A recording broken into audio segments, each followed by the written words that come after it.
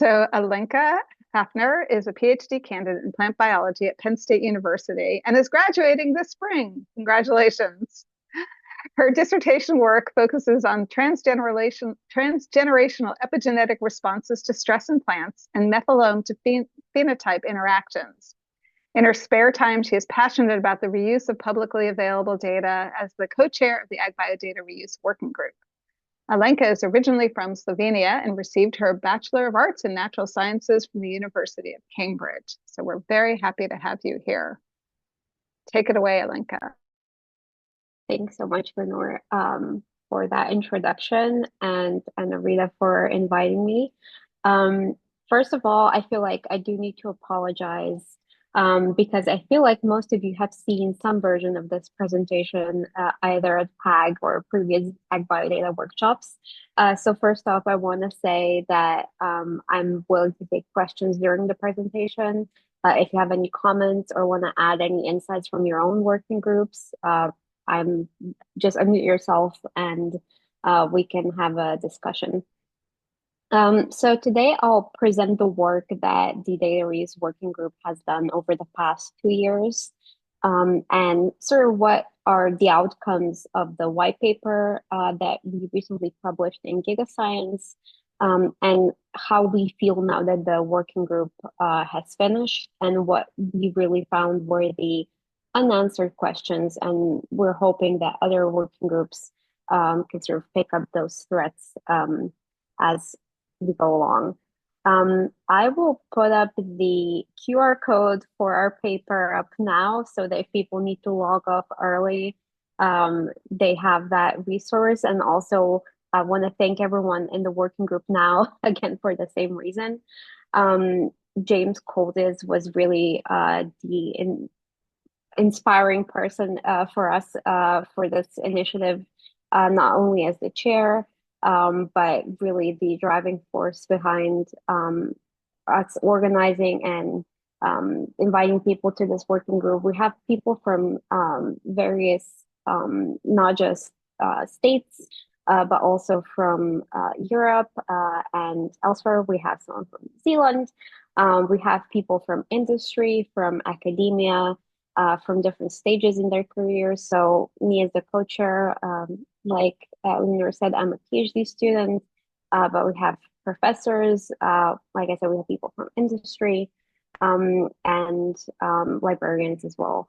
So we really had, I think, a diverse perspective. The one place we were sort of lacking a little bit in our representation was plants versus animals, but we tried our best there.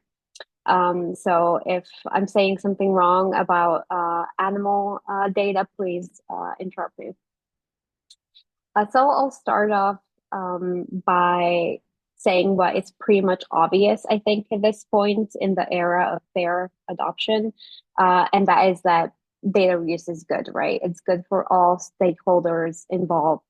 And the main benefit is quite obvious, and that is preventing information loss and expanding scientific knowledge. So meta-analyses and new tools can be applied to all data sets to yield novel hypotheses and novel conclusions.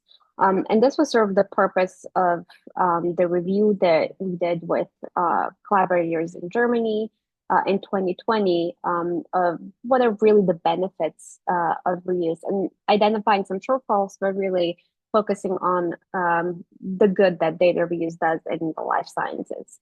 And that is really how I got into this area in the first place as a plant scientist. Data reuse also maximizes time, labor, and cost efficiency. So it really does make economic sense if that's what we're focusing on, maybe in the current administration. So the utility of these data sets goes up. And they really are produced at an extraordinary cost effort. So increasing their utility does make sense.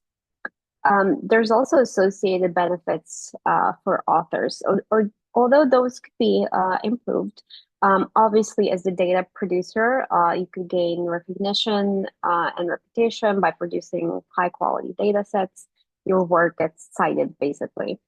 And also, you could benefit as a smaller group with a smaller budget or even young research like myself. Um, so you can harness the power of larger data sets that you could never be able to afford to produce yourself. And the benefit for databases is evident from this figure, although it's from our 2020 paper, but the same trend has been going on since. And please note the logarithmic y-axis. So it's been shown that nucleotide and proteomics data generation, the rate of that is growing faster than storage capacity is growing, which means at some point we will surpass that rate of growth, meaning that we will have our databases full of data, nowhere to put our new data. If the rate at which we're increasing that generation keeps going without us reusing the data that we currently have. So the data recycling that we're proposing with data reuse is not producing a new data set when one of high quality is already available will become of growing importance in the future. And I'm sure I'm preaching to the choir because at this point, I think we all know that data reuse is good. But in terms of the history of the practice, it really was sort of inhibited by technology initially, right? If we think back to the beginnings of not even omics research, but genetics research, right? It was a technological progress that made global sharing of large data sets possible. And at the beginning of the big data revolution, it was that rate of technological advance that was the limiting factor. But once data accessibility was widespread and sharing behavior was more established, reuse became an attractive option. And so researcher behavior is really what establishes a positive feedback loop. As more reuse leads to its benefits becoming more apparent and more convincing for the majority of the research community. And so reuse went from being possible to becoming easy, and hopefully is transitioning into a habit for most researchers. And so with all of that already sort of described and everyone agreeing that reuse is good, the motivation behind the AgBioData working group really was what I'm about to describe. And I'm sure that you would also agree with us in our assessment of the situation. So we have a bunch of sequence-based data sets. We have the World Wide Web, and we have the open science movement, meaning that there is a lot of data sets out there. However, we know for a fact that a minuscule amount of them is actually being reused or are even able to be reused. And so the problem really is that no data set, if you look at it, it's perfect, right? But what are the problems with most data sets? Why are people not reusing it? In the data, in the era of open science, and when accessing any data set should be fairly easy. And the data that is out there is therefore underutilized, mostly due to insufficient metadata, but also to other challenges which are related to the FAIR standards. And so the investigation of these issues was really the objective behind the AgBioData working group, chaired by James from Iowa State and co-chaired by me. So we were motivated by the exponential growth of these amounts of data. And we really wanted to identify the bottlenecks to reuse and to focus on the ag community and identify critical needs in order to propose solutions for increasing the amount of data reuse. I also had a personal objective. Since I became interested in data reuse in the life sciences, I started incorporating more and more of it into my own research. However, I'm an epigeneticist, and a lot of the technology, sequencing technology, is a little bit behind in epigenetics compared to genomics. And so I encountered my own issues of reusability when it comes to DNA methylation or methylome data. And I really wanted to understand why that was and how I could overcome it in my own research. And so, with that in mind, James applied for the Ag2PI grant, a seed grant, and the objectives for that grant, or really the whole idea behind the working group, was to bring together animal, human, and plant communities at a workshop, which we held in 2022. And we had another discussion at PAG in the year after. And in order to increase efficiency of the use of omics data, which was the purpose of the white paper that we wrote throughout the past 2 years. And I will now take you through the results of that paper, mostly focusing on the negatives, so the barriers to data reuse, but some of our recommendations for how to overcome them for most of the stakeholders that are involved. Then I'll briefly go through these barriers in my own research, and I'm hoping that at the end we can have a little discussion about the future of data reuse, specifically how different working groups within the AgBioData community could help overcome some of these barriers. First off, we need to agree on a definition of data reuse. So for us, it's the practice of utilizing existing data for a novel scientific purpose beyond its original scope. So that would exclude replicating studies for simply checking their validity, and it would include reusing your own data for a different purpose. So those are the two things that are sometimes included in that definition. And consider sort of you as a data reuser, right? This is a summary of everything we identified in the paper as potential barriers from you being interested in reusing a data set. And at the end, the data set is able to be reused. So there's a bunch of sort of steps that need to happen. And if you look carefully, there's really only one path that leads to a data set being able to be reused successfully. And those can be divided by FAIR standards into the issues of the data not being findable and accessible, and the data not being interoperable and reusable. So I like to sort of ask people to imagine that they're a data reuser. Hopefully they already are, but I sort of put myself into those shoes and just think about a real life situation that I have been in. And that is that there's a potential data reuser in ag research on their path to data set, right? They're seeking data from an experiment that they learned about at a conference, for example, PAG. And they're able to locate the paper in which data set was originally used.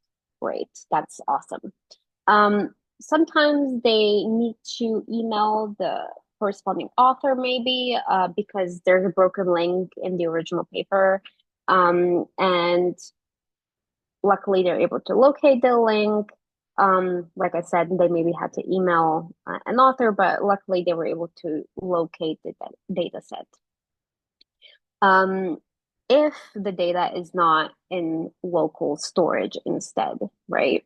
We know some people who store their processed or raw data just on their laptop, and that's the only place where it's at. So now that we have located a data set, we need to check ownership rights. And let's just for this moment now pretend that that's not an issue. We now cross into the issue of interoperability and actual reusability. So the data set itself might not be appropriate for reuse. And what does that mean? So it could be of unknown or poor quality. So how would one assess that even? It's a completely subjective decision, right? It could have undisclosed provenance, be without proper documentation, so you couldn't even really check ownership rights, or it could contain incomplete or incorrect metadata. So if any of these things are a problem, your data set cannot be reused. And let's say there's none of these issues, but the data set is not in a format that you're familiar with or one that you can use in the pipeline you were gonna employ. Usually it can be converted into the appropriate format, but sometimes it can't be.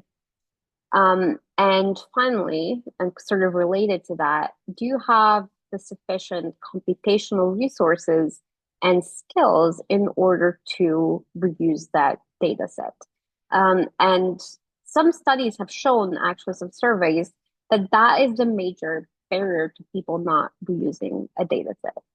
And so our reuser, a hypothetical PhD student going through all this, has to make a lot of subjective decisions going through this. And there's quite a few barriers right before a data set can be successfully reused.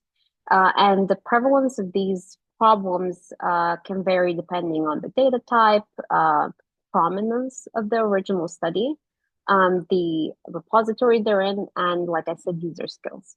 However, most stakeholders do acknowledge that these issues remain problematic, including in ag research. And so at least we don't have to battle people in terms of them not acknowledging that the issues are there.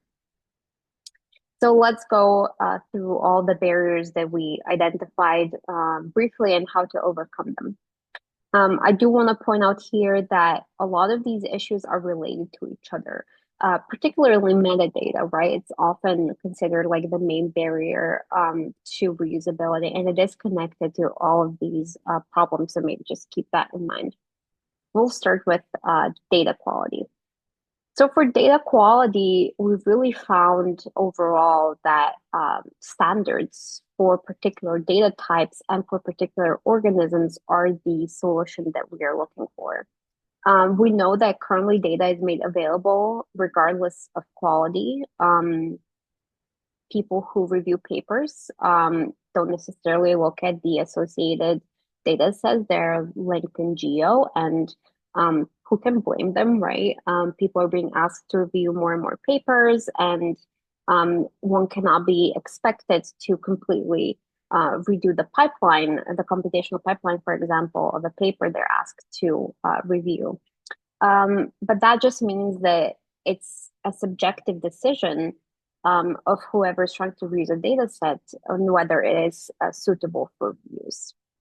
And there is a lot of factors to consider depending on that data set. So if we're talking about sequencing data sets, which we focused on, there's the issue of coverage, depth, biological or technical replicates, how many are there, were they sufficient? Do you know the tissue type? Is it the tissue type that you can reuse? What was the sample collection method, the extraction method, and library prep? What was the sequencing technology? Is it outdated? Can you still reuse it? And then other data set properties that can become an issue, for example, with phenotyping data sets. So phenome data is becoming more and more important, and there's a whole other set of issues related to that, right? So we know that there's a limited scope of existing data standards. So although the ones that are out there are quite useful.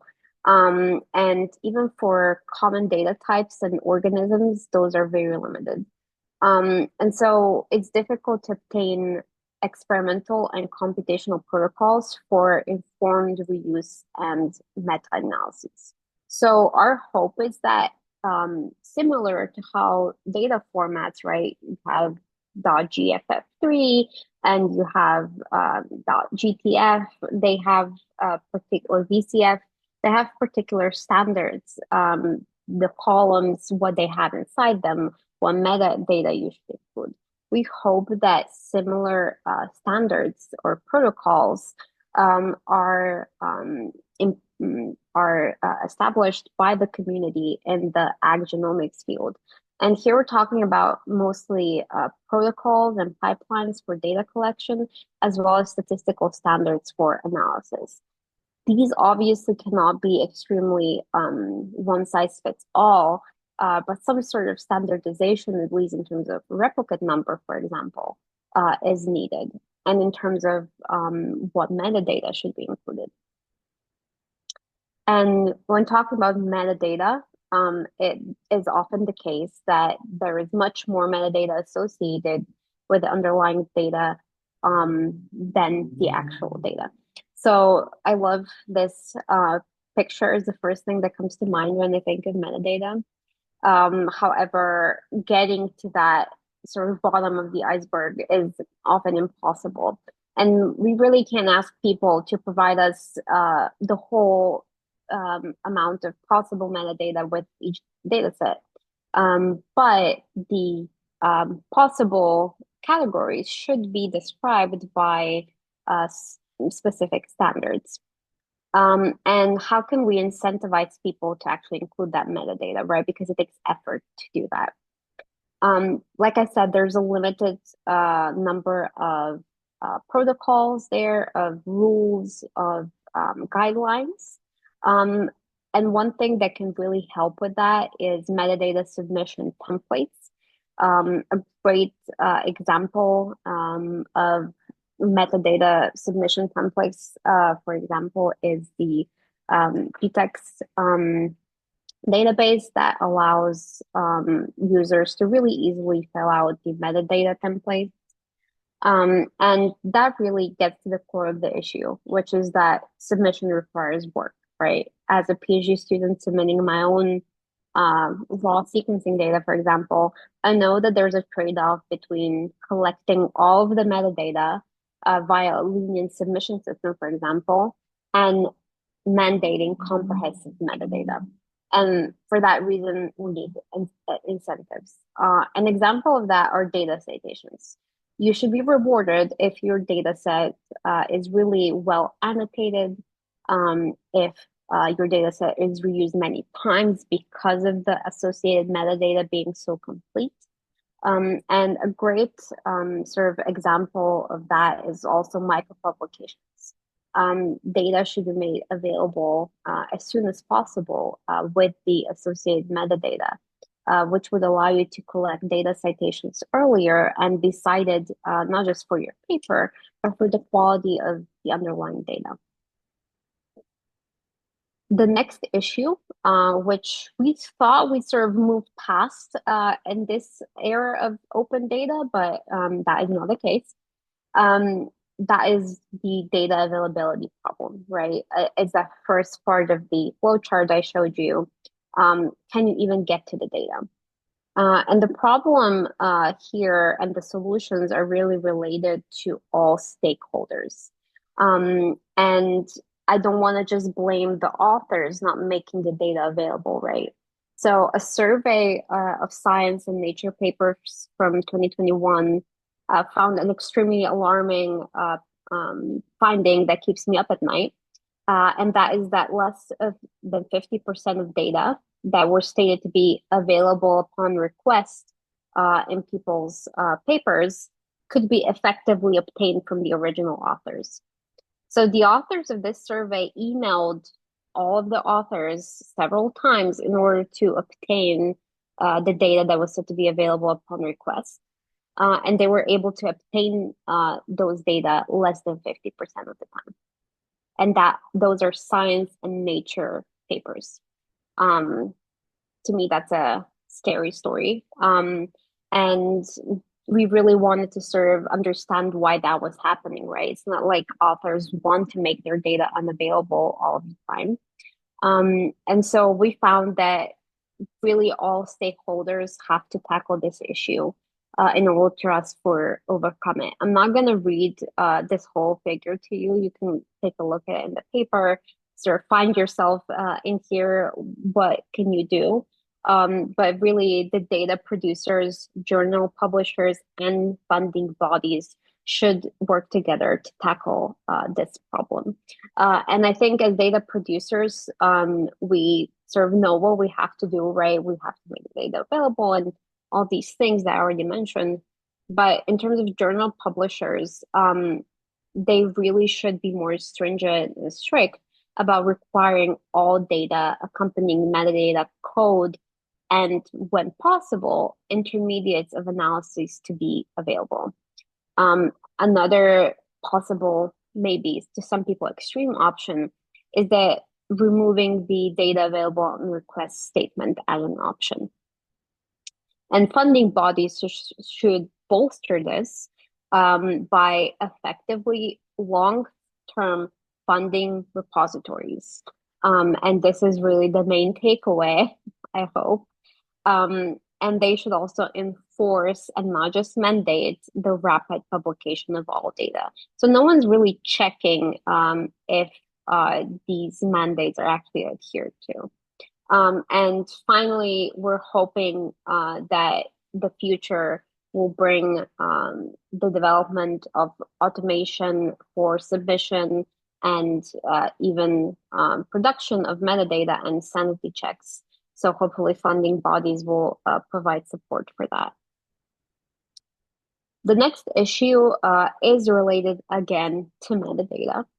And that is interoperability, or in terms that are more close to me, sort of data formatting. Luckily, the genomics community, or generally transcriptomics as well, has converged on data standards for data file types.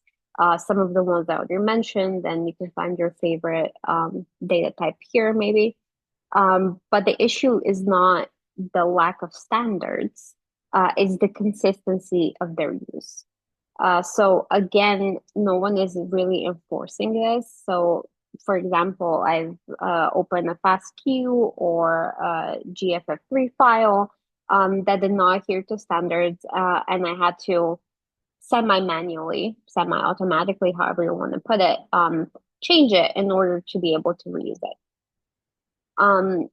Reference genome mapping can also be an issue down the line when we look at some of these formats. And I know a working group in AgBioData is actively tackling that issue. So I'm very excited to see the results of that. Another issue is backwards compatibility. So outdated lab and sequencing methodology can actually be combated. It doesn't need to be the case that data from 20 years ago is not reusable anymore. If we have very detailed documentation, so metadata, and hopefully people are using protocols.io today, in 20 years, we will be able to reuse those data sets because they will be extensively documented, and we'll be able to pick what we want to still use and what we don't. And when it comes to the ag community, maybe you have more issues with data ownership and share requirements than some other communities. Now, the issues are different. For example, compared to the biomedical community, but they are still major problems. And so the challenge is having access to relevant and affordable study populations from breeding companies, but ones that can also be shared publicly as sequence or genotype data. So there's proprietary information we're dealing with here. And both stakeholders, both the researchers and the companies, want the research to happen, but this needs to be done in a secure way where everyone has their interests respected. And there are already many sharing requirements, and I have no idea what's going to happen to the 2026 mandate now. If anyone has any insider info, I would love to hear it. But in the previous administration, there was a mandate for 2026 to make research funded by the US government publicly available. Now, what that's going to mean in practice, we'll yet see. I'm very interested in how that's going to play out. Obviously, in principle, it's a good thing. But when it comes to different sectors and different types of data, this may become a problem. And finally, the issue of user skill and resource availability cannot be neglected. And that is something that we learned, I think, through this white paper. It was definitely one of the things that stood out to me most as we were discussing things, and is really highlighted by these two studies.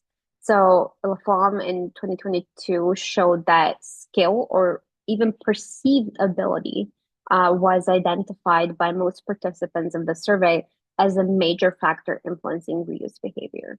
So, discounting all the barriers that I described, the major issue that people have and why they're not reusing data still is their skill or even their perceived skills.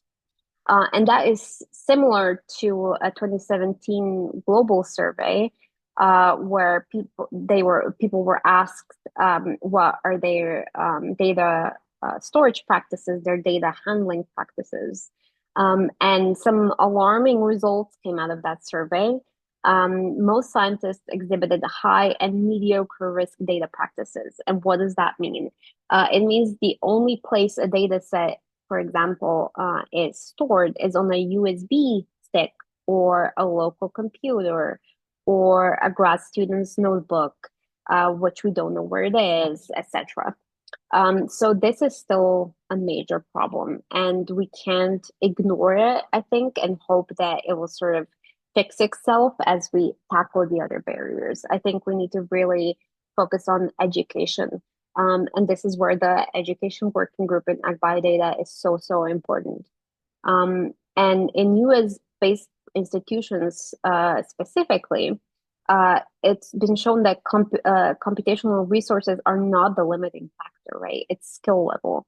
Abroad, in some countries that have poorer funding for public research, it is the computational resources that may be the limiting factor. But in a world where most universities have cloud computing resources, that is definitely not the problem. And so, like I said, it's education programs for awareness raising and good practice training that is needed.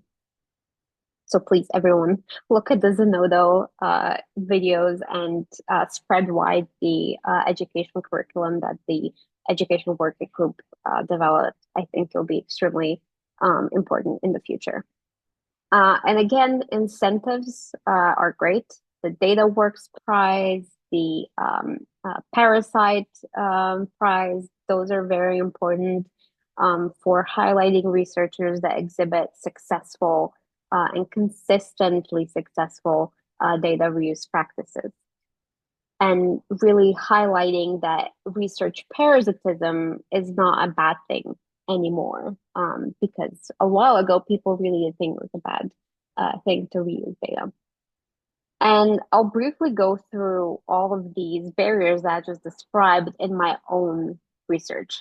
So this is from a 2023 study that I did with using the methodology that we use in our lab that utilizes signal detection and machine learning to really allow us a higher resolution analysis of methylome data. So I took a few publicly available data sets, reanalyzed them using our technology, and found I was able to see more functional detail. Now, I thought this paper was going to take a bunch of different methylome data sets, and I was going to have this whole huge meta-analysis. And what I realized very quickly that was not going to be the case. Only two studies that I looked at, in addition to studies funded by NASA, which require 3 biological replicates, only 2 studies had 3 biological replicates. And because our technology relies on signal detection, that requires 3 biological replicates. So out of so many methylome studies, I'm sure you read or at least seen sort of a paragraph that people add at the end of their, for example, stress response studies, we did methylome analysis. Only 2 of those studies I was actually able to reuse. And that is the issue that really sort of lit up my anger towards data reuse, lack of data reusers. And the issues that I encountered were completely matching what I described before.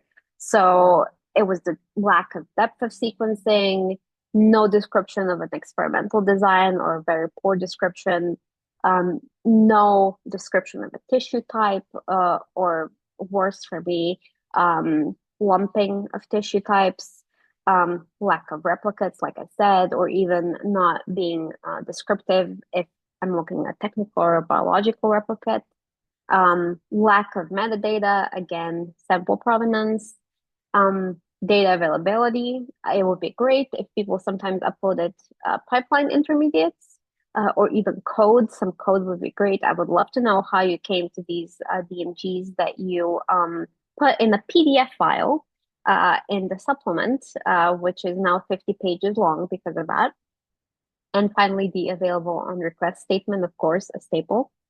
The issue of interoperability is particularly important in methylome data. And again, the .pdf problem, I've even for the studies I used, I actually had to convert .pdf to the various data types I needed. The data ownership problem, I luckily have not encountered yet. But I'm actually, after graduating, I'm joining a company that my advisor started using this technology, and we work on crops. So I know the issues of data ownership and how important it is for us to consider this when we are using data. And finally, the user skill level and resources really are highlighted with our methodology because of the amount of computational power you need to use our methods. So it really highlighted why more people aren't using our DNA methylation analysis. And the skill level really is a barrier of entry. And so if one wants other people to use their data, they should really consider all of this, right? I think the biggest test that one can pass or not pass in their own research is, will I be able to reuse my own data in 5 years? And if the answer is no, be honest with yourself. I think we should all make an effort to make that data reusable right now.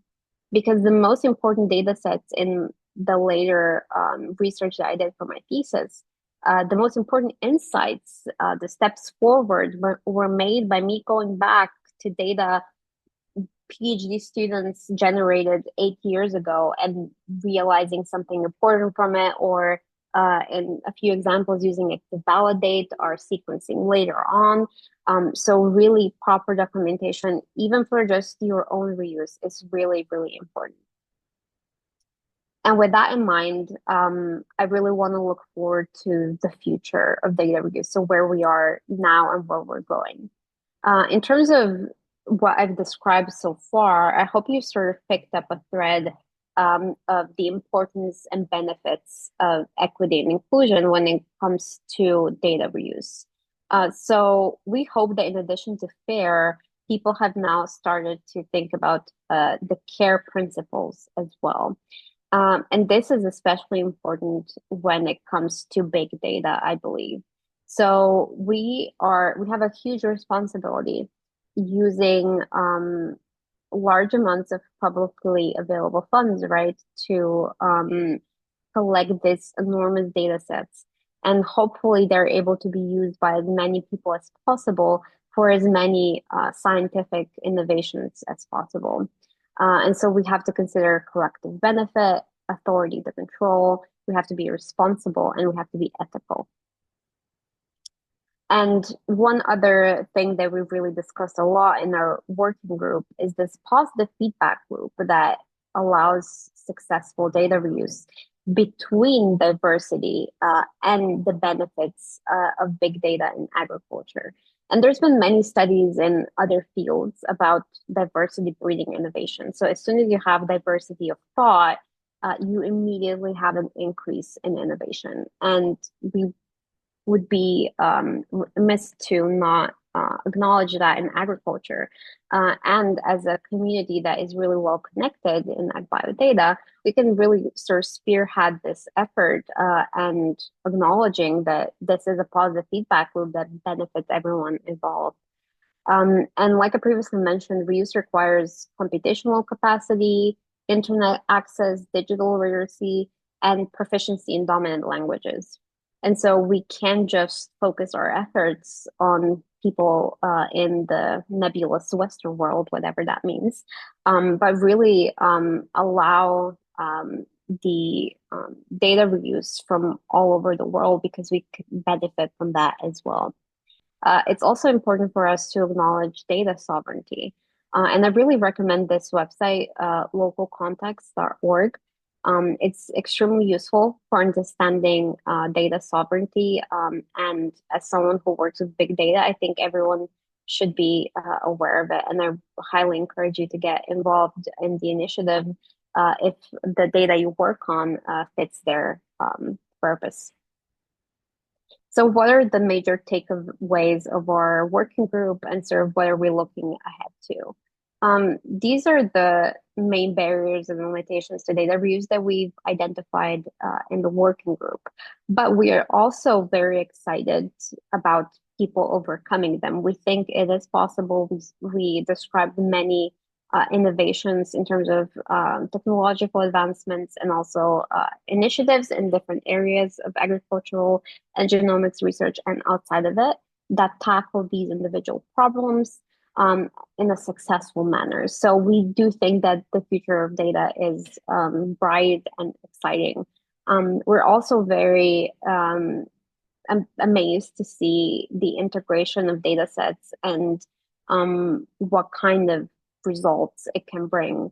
And we hope that these types of studies become more and more common and people truly do see the benefit of reuse more and more and don't see it as research parasitism anymore. As a PhD student, one of the examples that we describe in the paper, for example, is that a research advisor can tell you, well, public data is just not to be trusted. You shouldn't use it at all. So I think that these types of attitudes are becoming extinct, and that's a good thing for open data. We also want to encourage thinking about data reuse in emerging data types. So I'm talking about phenomes, metabolomes, proteomes, all the other omics, your favorite omics. And the challenges associated with that are unique. And the data barriers that I described might not be as prominent, but I'm sure there are other barriers to reuse to consider there. And it'd be great if people thought about each of these individual research types and described the issues. And most importantly, talked to each other in that community to come up with standards and prevent the issues that we're currently encountering with sequence data. And some of the issues that we are encountering, we know will be able to solve with artificial intelligence and machine learning in the near future. For example, machine parsable, machine readable metadata. And so with this in mind, I want to thank the working group, thank everyone at AgBioData for supporting our work. I counted how many meetings we had in the past 2 years. So we actually wrote most of the paper in a year. And in that year, we had 12 meetings. Everyone was really diligent about coming to them. So thank you so much for that. Thank you, James, for leading the effort. And I'm really excited for people to finally read it and have discussions about it and hopefully apply to their own research and the work that their own working groups are doing. And with that, I really want to sort of have a discussion with y'all. And I wrote these questions down in light of some recent funding changes. So I really wanted for us to have a discussion about that as I'm curious about what your thoughts are on it. So with that, I'll just open the floor to questions with these on there, but thank you for your attention. Thanks, Alenka. That was really great. Does anybody want to jump in and address any of these questions that Alenka has posed? Tanya. I have a question that's not on here that I wanted to ask Alenka about your really interesting talk, which is that good data reuse depends on good data submission. And in your assessment and your group's work, what have you found are or read about or discovered about good sticks and carrots for the data submission part to get better, which will then flow into better data reuse?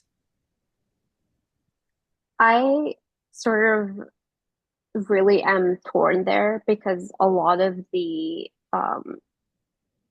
barriers, I think, are on the side of effort that it takes to submit that data set. And the effort and the carrots and the sticks often Mm-hmm. fall to PhD students and postdocs, right? Mm-hmm. I have not met any PI that is submitting sequence data, at least not recently.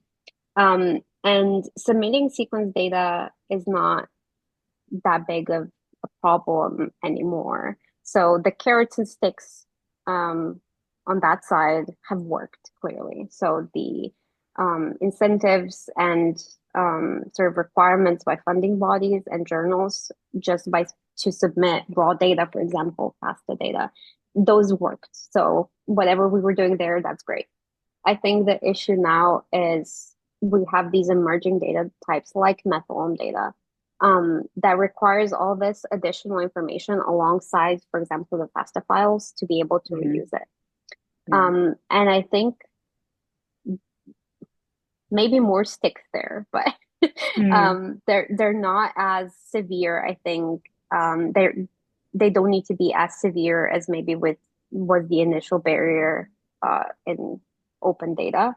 Um, so, for example, having a template that says how many biological replicas did you use, that is not that difficult to fill out, right?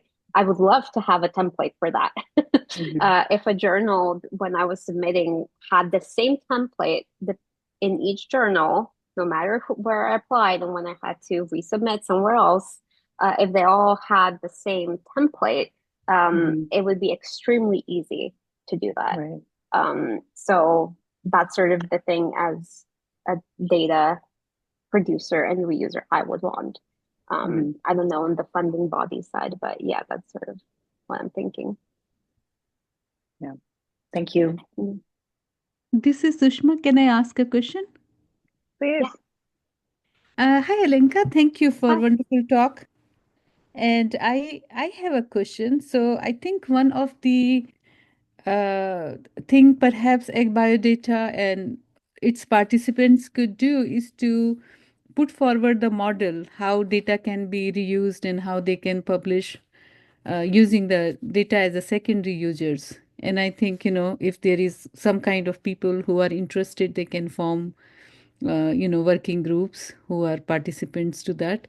So this is what I felt, that if there is no example ahead of us, then people don't know the community, or especially the graduate students and young researchers. So I think that will be quite helpful. Yeah, I completely agree. I think the lack of sort of examples and there seems to be a sort of stigma associated with reusing data. I Yeah. found at least in, for example, journal submissions, we've been turned away because our research didn't use original data sets, right? And I'm sure you've had similar experiences since to me, you're the expert in data reuse.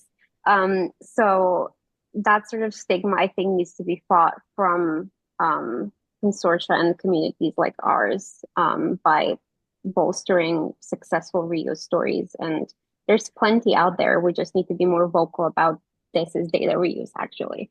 Yeah, I Yeah. remember when I had like published these two first papers, I had to convince the reviewers, to the editors, to everybody that it is okay to use somebody's previously published data, peer reviewed data, asking new questions. I think taking that idea became very difficult for reviewers, and I had to like back and forth, that define a lot that it is worthwhile to pursue.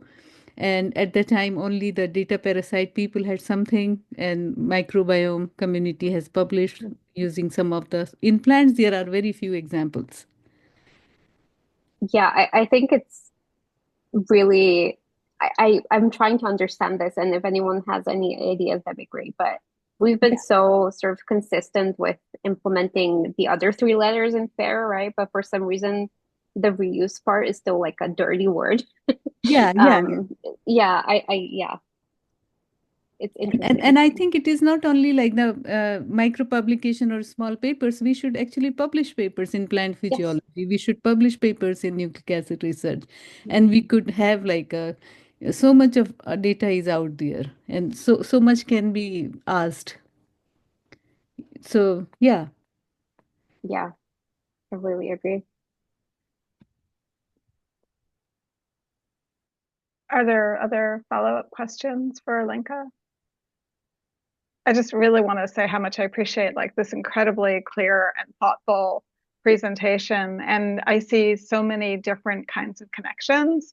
So obviously, like a huge barrier to data reuse is, the stability of databases and our ability to actually like structure the data to make it, findable, accessible, interoperable, and reusable. And I don't think that we have an answer to that question about what's going to happen with that mandate. I could take a guess, but I'm very pessimistic these days. So yeah, I don't kind of know what to say about that. But I think there's a lot that you presented here that really helps argue the case for the importance of the work that we're doing and the need for it to continue. So I really appreciate that. That's more of a woo, woo. Than necessarily a question.